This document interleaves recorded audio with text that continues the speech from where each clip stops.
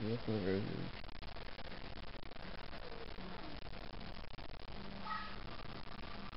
No. Yeah, I guess it's right.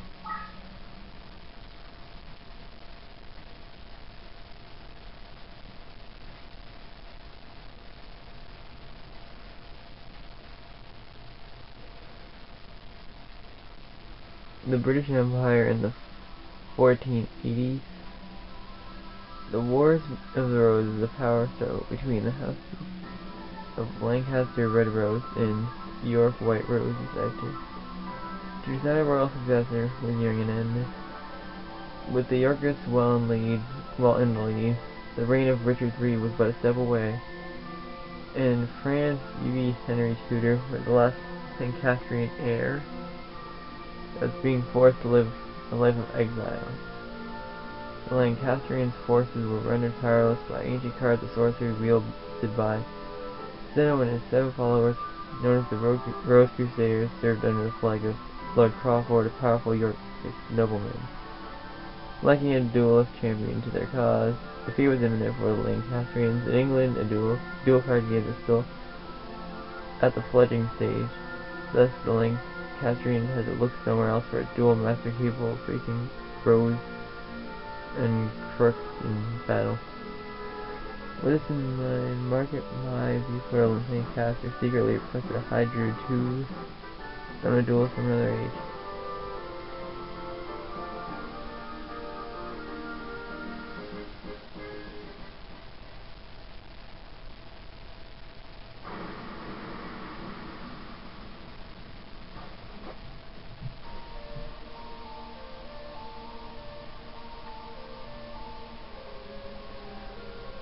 Summoned from the mystic circle of red and white roses, the one capable of harnessing pure power, there is truth to the legend of Rose Duelist. Lady Margaret, excellent. I did it. Now we have the means for defeating the evil forces of Rose Crook. Oh, my apologies. In my segment, I've forgotten I was in the presence of the Rose Duelist. Allow me to introduce myself. I am Simone McLaurin, Hydra and third in Lancaster. May I be so bold as to ask the name of which the Roses would like to be known?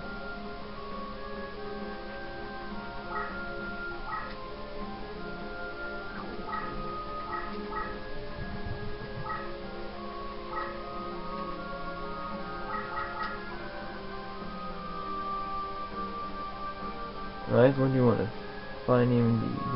Now, here's the situation. The year is 1485 and you're currently in Stonehenge near Salisbury, England. The British Empire is in turmoil with the House of Lancaster's rightful claim to its throne being challenged by the Yorkist usurpers.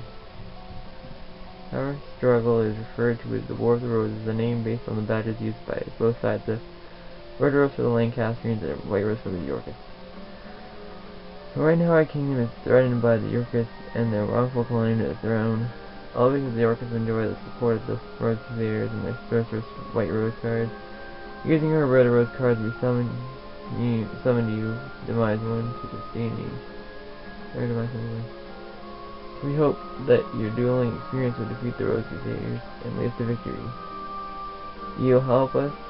Of course you will. Foolish of me to even doubt where your loyalties lie. Rumor has that only the legendary Rose Duelist stands a chance against the power of Rose in Crook. We appreciate any help you can provide against them. Before I forget, I should warn you that the rules of dueling differ from those of your age. In England, dueling is governed by what we know as the perfect rule. In addition to several minor distinctions, there are 2 major differences. One is the existence of movement or positioning, the other is a deck-leader concept. There are 2 aspects of dueling that were lost in the process when the ancient sport of duel monsters was adapted to card form. The perfect rule represents those lost rules that are miraculously revived here in England.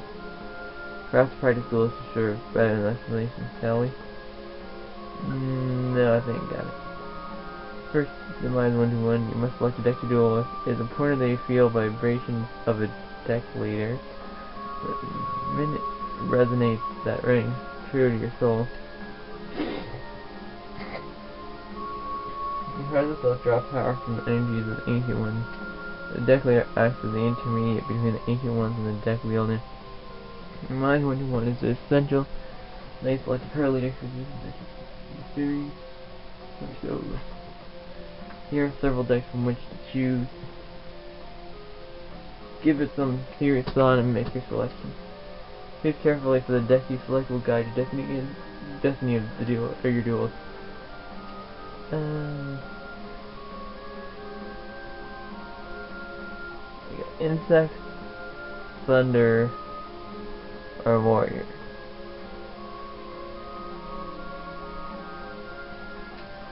We'll take Warrior. I see. You have selected your deck. So that's the effect of the Celtic Red Rose card. It looks like that there's some truth to the rumor that Red Rose cards are capable of time transformation. Here's it. That it's been some time since the Battle of Barnet, Old One. Rose and Crux, what brings you here? Only member of the Rose Crusaders can call me by that name. If you recall, I told you once before that you just may have said it. Or does memory fail you, old mate? In you must be the dreaded Rose Duelist. There's a certain aura of power emanating from. I believe an introduction is in order. I am Shadow Leader of the Rose Crusaders. There are members of our little group who prefer to call me by the name of C. Rosencrux. I ask you again, what brings you here, Shadow? Mind your manners, old man. What else is bringing me here? I come for the Red Rose card. After all, it was you who showed me how the summoning capabilities evolve when the Red Rose cards are combined with the transport powers of the White Rose card. You are thinking of the Forbidden Rose summoning. If so, then the Red Rose cards must never fall into your evil hands. Cards sorcery taps into the powers of the Ancient Ones. By their very nature, each card is a double-edged sword that can cut both ways. Rose cards alone harness tremendous power. There is no telling what horrors one might unleash to the world by combining both red and white. I will sacrifice my own life, if need to, prevent any from uttering the Soul of Doom. Soul of Doom, fool. The 16 red and white rose cards grant the power of all, or power over all. The Druid has twisted the true meaning of these cards. We Rose Crusaders is sworn to create a utopia free from the ravages of war. We intend to accomplish this with the power of the Rose cards. And we shall do by extending the rule of Richard III throughout the known world. By the way, it was clever of you to form a circle of red roses within the white rose area to summon the Rose Duelist. But you're foolish to come alone. This area is surrounded, and if you wish to leave with your life, you'll do so only by handing over the red rose card. Me, a fool. Then what about you? Are you fool enough to actually believe the red rose cards will remain in my possession? Right after the summoning, I had the cards dispersed among our best duelists to keep your king's hands. Then I shall leave you with one option. I shall once say to your precious Rose Duelist, you take leave of your senses. And you speak too soon, old man. Heed my words, duelist. If you wish to return to your proper time period, you require 16 cards of the red and white roses. The red and white positions must be laid out in reverse of the summoning order sent home. You know the spell? Says you need the 16 rose cards as much as we do. I propose partnership. Help us gather the cards, and I shall guarantee your return after we achieve our ultimate goal. That's a fair proposal, do you think? I think might one do whenever let it hear to you? Maybe. Ridiculous proposal. Can you be sure on? Let me see. 5 inside is 8 of the red rose cards, while my side, the Rose Crusaders has possession of 8 of the white rose cards. As the numbers are even, simple arithmetic indications indicate that you can tie with either of us. I shall take into account who is winning this war. After all, who is desperate enough to summon you in the first place. And it's quite clear which side is better positioned to send you home. Do not heed the words of this power-hungry lunatic. Simon must resort to name calling and hurt. I'll tell you what, why not we leave discussion to a decision to our dear road duel. After all, Simon, the duelist feature is not us to decide now, is it? Well, yes, but... Splendid! In keeping with the tradition of the old temple guardians, after you offer your choice to us. There are 2 roses, the white rose represents me and the red rose for old Simon here. For the sake of justice, choose the red rose. Stand by my side, duelist, choose the white rose. Yeah, I'm Simon Kaba. Wise choice, duelist. I see you are well versed in judging situations. Over the rose is yours. I am honored. Okay, old man. Time you made yourself scarce. What are you doing? Stop! No! Don't worry. I'm not gonna hurt you. I just need you out of the way until everything's set.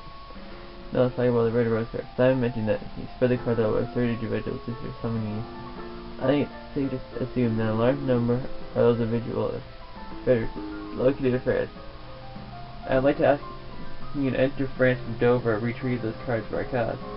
I would go myself, however, but I need to maintain the barrier against the city of 80 forces. According to the legend, one must use a deck whose cost is lower than a point to capture a rose card. I would not be calling. Remember, a deck that's cost lower than that of the opponent is the key. You only heard somewhere that Celts inherited their red rose cards from the original Hound of Stonehenge. That would mean our enemy Yugioh, who comes from a line of wealth and nobility, which will likely have inherited one of the rose cards. This means that those who oppose the rose gifts here are sufficiently equipped to duel against as equals. Given the adjustment situation, they will go to retaliate with everything they got. It would be wise not to underestimate them. I'm depending on you. Kind of depending on someone other than itself? Surprising.